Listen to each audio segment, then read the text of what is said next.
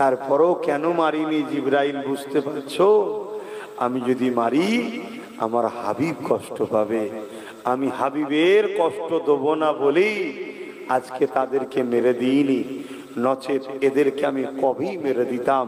আমার হাবিবকে যেদিন এরা আঘাত দিয়েছিল প্রথম কাবায়, সেদিনই এদেরকে শেষ করে দিতাম, কিন্তু আমার হাবিব মারলে কষ্ট পাবে। এ ভাইরা, আজও আমাদেরকে আল্লাহ মেরে দিত। আমরা আজ যা করছি, আল্লাহ আমাদেরকে কবে দুনিয়া ধ্বংস করে দিত। আজও যে দুনিয়া ধ্বংস করেনি, আল্লাহ আজও আমাদের উপরে যে আযাব দেয়নি, এটাও মুহাম্মদ রাসূলের সাদকায়। জোরে বলুন সুবহানাল্লাহ।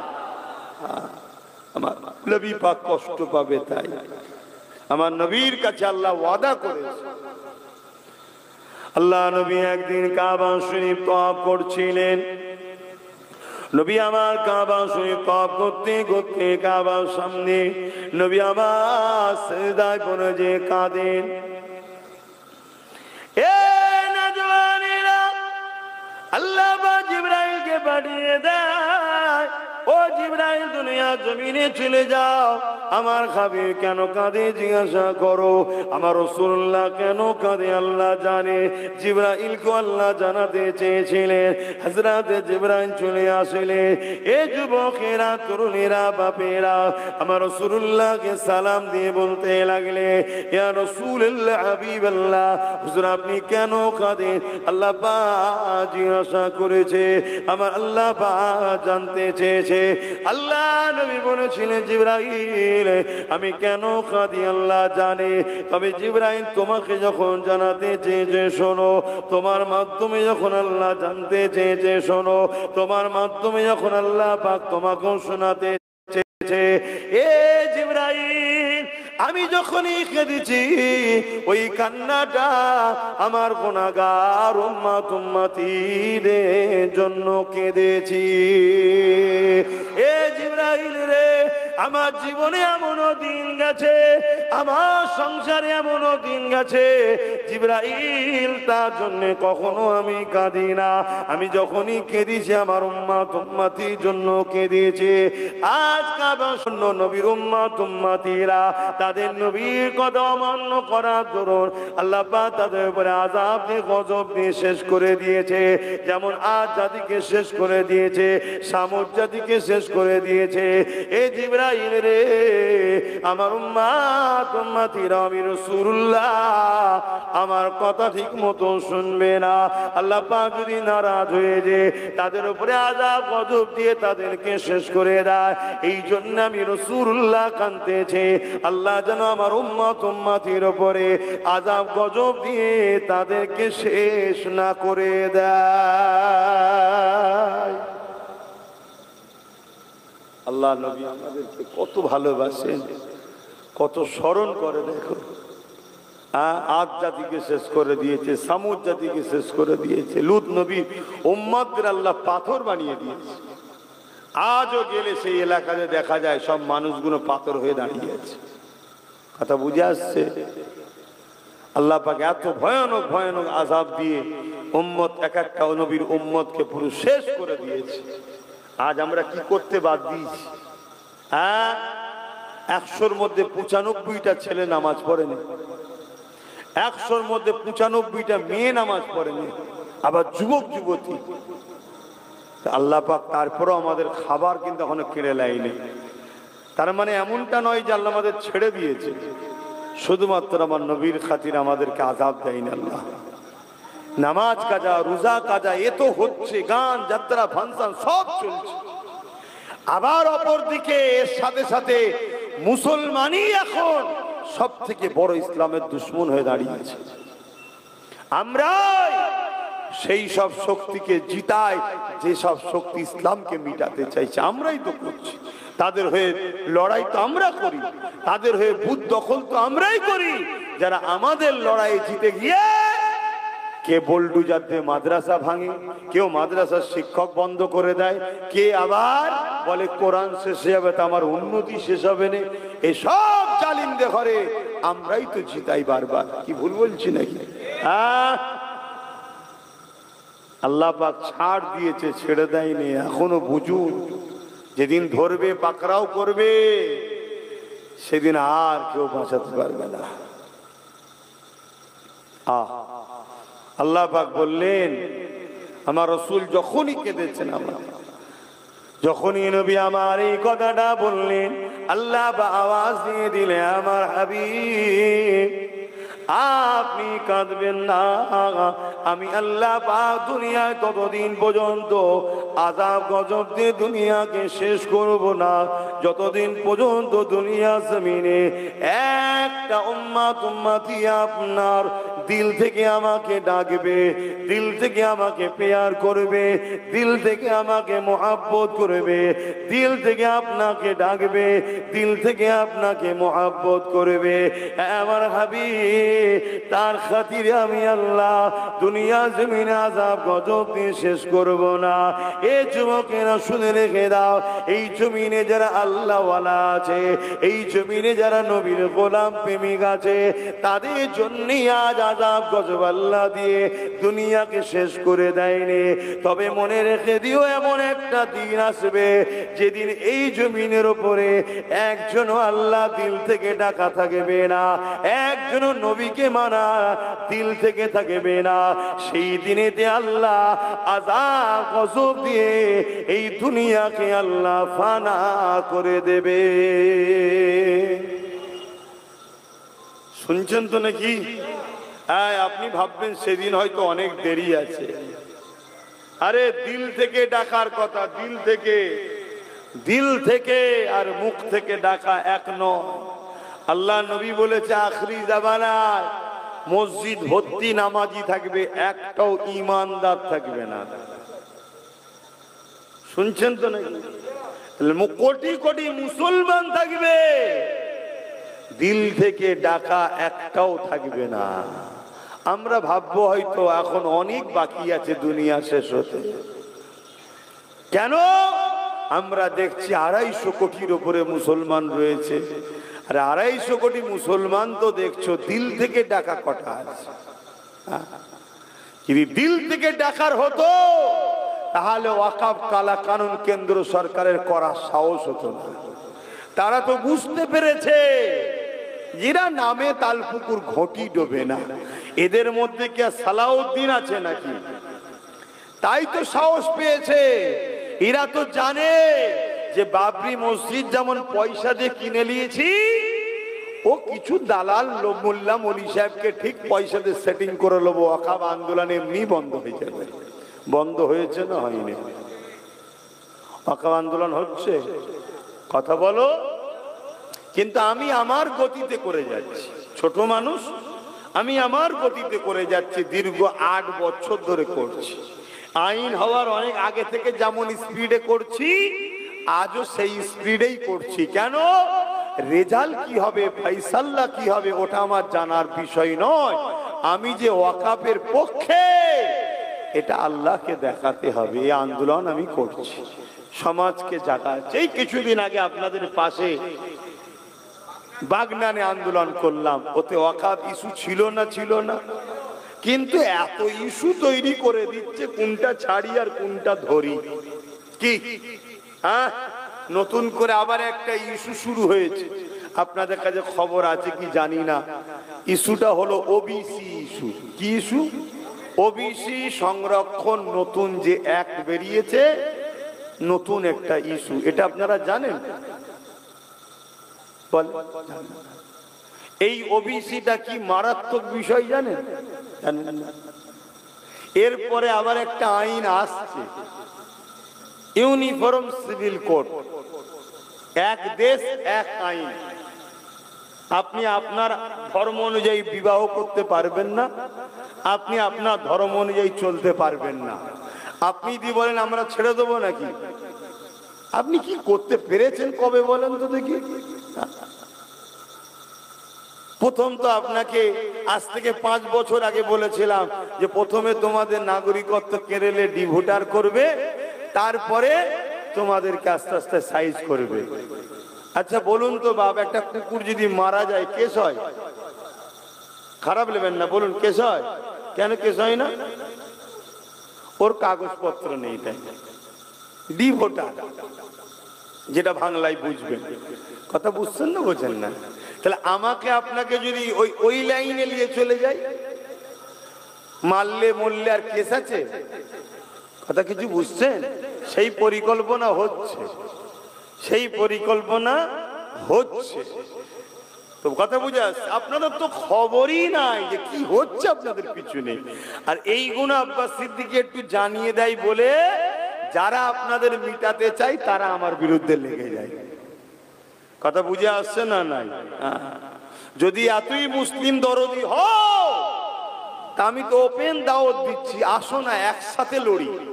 কি তুমি বলছো তুমি চুপ করে বসো, আমি তোমার হয়ে লড়ছি। আমি তোমাকে কি করে 100% বিশ্বাস করি বলো তো ভাই? তুমি যদি বিক্রি করে দাও আমাদের ঘরে, তাহলে একসাথে মিলে লড়লে অসুবিধা আছে? তাতে তুমি 70% লাও, আমি 30% লি, কি অসুবিধা হচ্ছে? ঠিক আছে 80% লাও, আমি 20% লি। না, পুরো 100%ই আমি লব। আচ্ছা বলুন তো ভাই, একটা বন্ধুর মোটরসাইকেলে উঠেছেন আপনি, মোটরসাইকেল চাপবো। মোটরসাইকেল চাপার বড় শখ, নতুন নতুন সময়, তখন মোটরসাইকেলে করে নিয়ে যে বজলাল চক চৌমাথায় নেবিয়ে দিয়ে আর পালিয়ে গেছে। বলছে দাঁড়া আসছি, পকেটে পয়সা নাই। কি করতে হবে এবার? হেঁটে হেঁটে আসতে হবে তো নাকি? আর পয়সা থাকলে তা যে নেড়া হয় বেলতলায় যদি একবার বেল পরে আর কোনোদিন যাবে? কথা বলে। তা যার মুখে আমরা ইসলাম বিদ্বেষী স্লোগান পাচ্ছি, যে বারবার আমাদেরকে ঠকাচ্ছে, তার উপরে 100% বিশ্বাস করা যায় কি? এরপরও যখন তুমি বলছো আমি তোমাদের বাঁচাতে চাই, যদি সত্যি হয় তা আমরা যাতে খুশি সেটা তুই মানছিস না কেন? ঠিক না বেঠিক? আমরা চাই একসাথে পার্টনার হয়ে কাজ করি, ঠিক না বেঠিক? কর্মচারী বানাচ্ছিস কেন?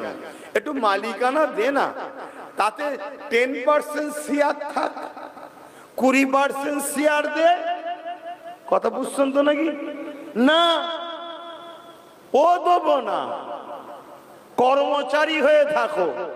আজকে আমি কর্মচারী তোমার দোকানে, ধরো কালকে তুমি আমায় বার করে দিতে পারো তো নাকি? জোরে বলো, তখন আমি কি করব? এই কিছু করার আছে? কিন্তু আমার চট দিয়ে ছিটে বেড়া ঘেরা একটা ছোট্ট চায়ের দোকান হোক, মুদিখানার হোক, পানের ঘুমটি হোক, কিন্তু আমি কর্মচারী নয়, আমি মালিক। আমাকে কেউ বার কোনোদিন করতে পারবে? এই এক দোকান থেকে 10 দোকান কষ্ট মেহনত চেষ্টা করলে আল্লাহর দয়াতে হতে পারে না? পারে না? আমার ছেলে এই 10 দোকানেরই মালিক হবে না? হবে না? আর আজকে 4 দোকানের কর্মচারী, ছেলে কর্মচারী হবে কি পরের কথা, আমায় কাল বার করে দিতে পারে না? পারে না?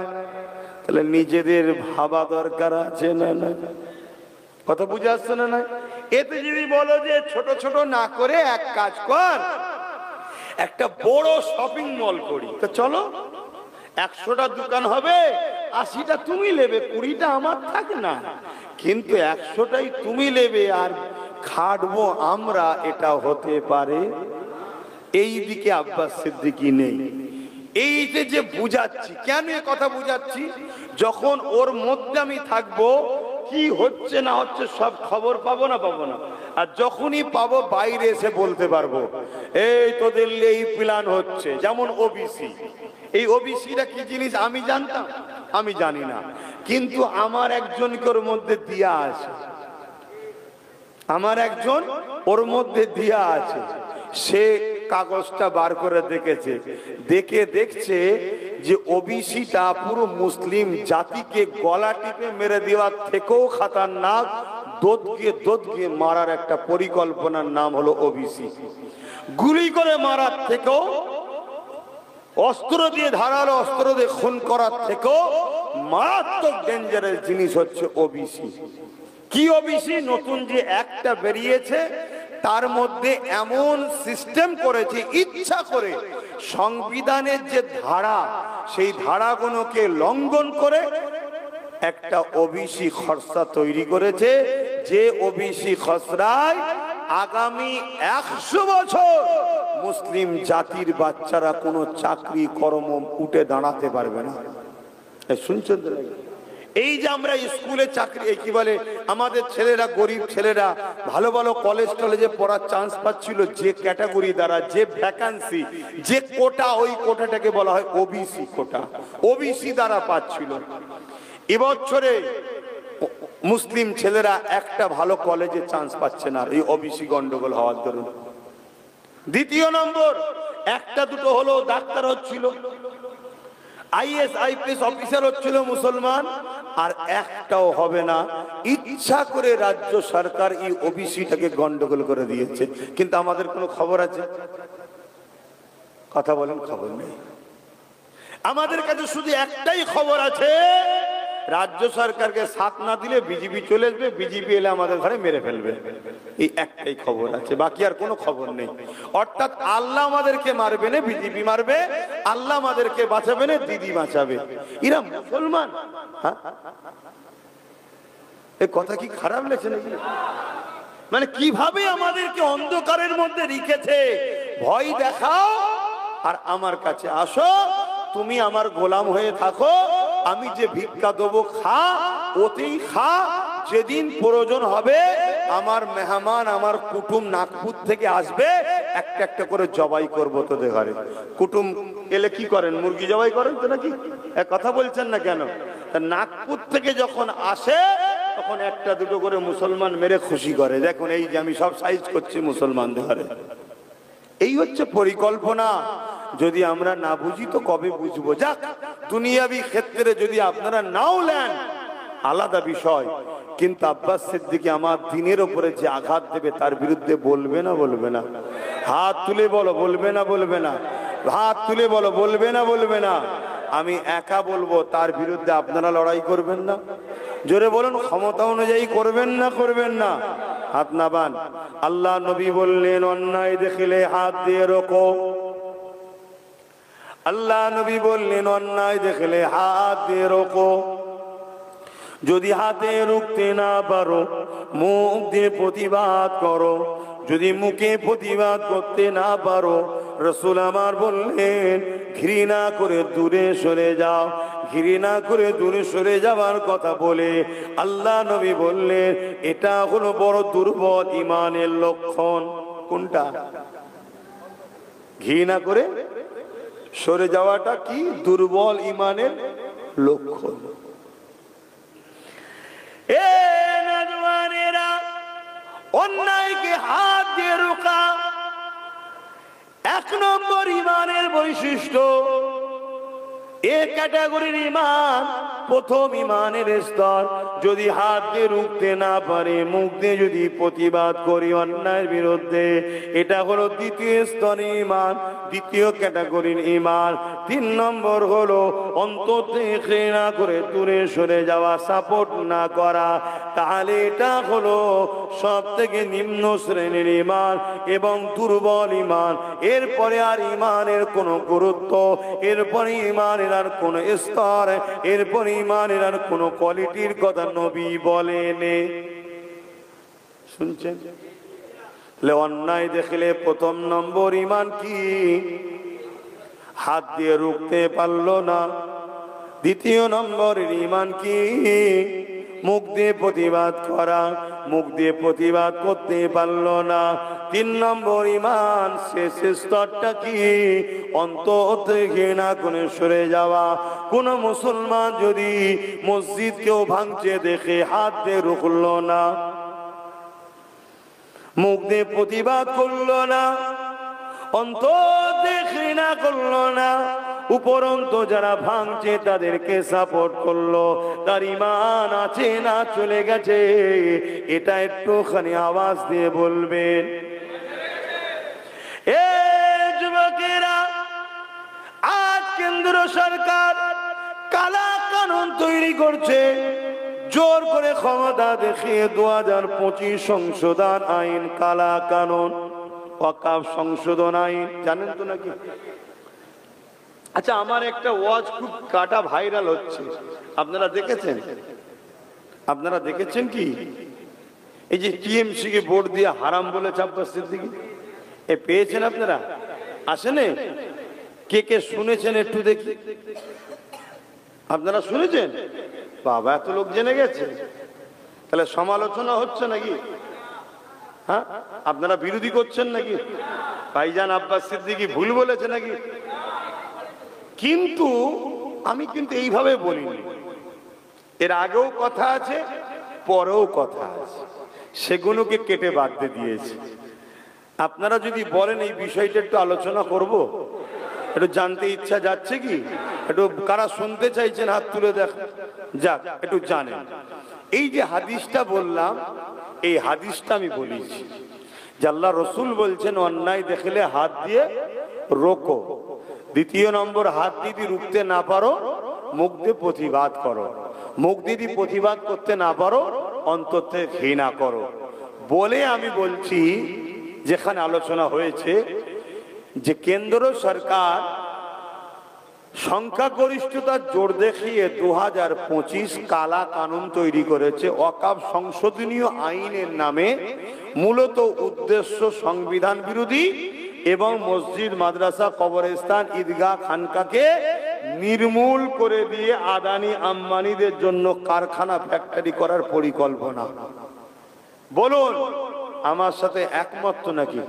কেন্দ্র সরকার এই ওয়াকফ কালা কানুন করেছে না করেনি? এই ওয়াকফ আইনটা কি সাপোর্ট করছেন আপনারা? আওয়াজ দেব না, সাপোর্ট করছে? তাহলে এটা ন্যায় করেছে না অন্যায় করেছে? এই অন্যায়টা ইসলামের মসজিদ, মাদ্রাসা, কবরস্থান, ঈদগাহর পক্ষে না বিরুদ্ধে? আইনটা জোরে বলে বিরুদ্ধে।